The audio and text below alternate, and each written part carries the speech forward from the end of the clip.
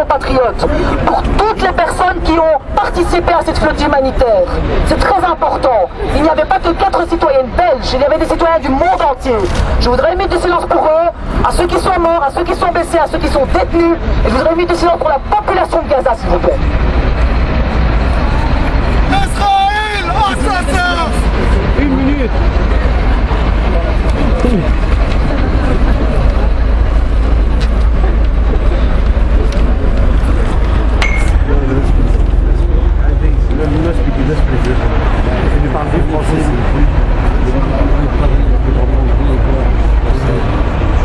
vous remercie.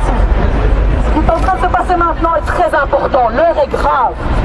Je n'ai toujours pas entendu notre gouvernement, l'Union européenne, prendre une position claire par rapport au blocus de Gaza. Il ne faut pas occulter.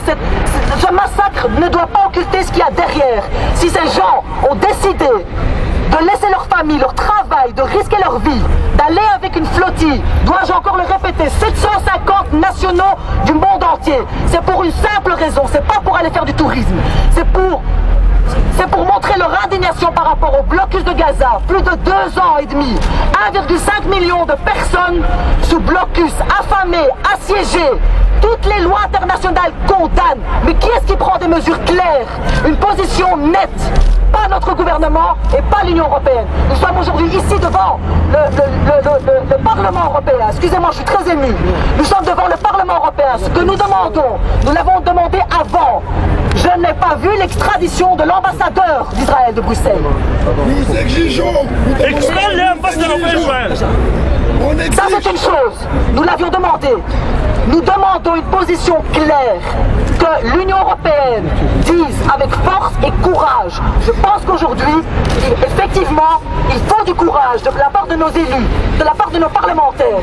Il y a une censure, il y a un silence par rapport à Gaza. Il ne faut pas avoir peur de le dire.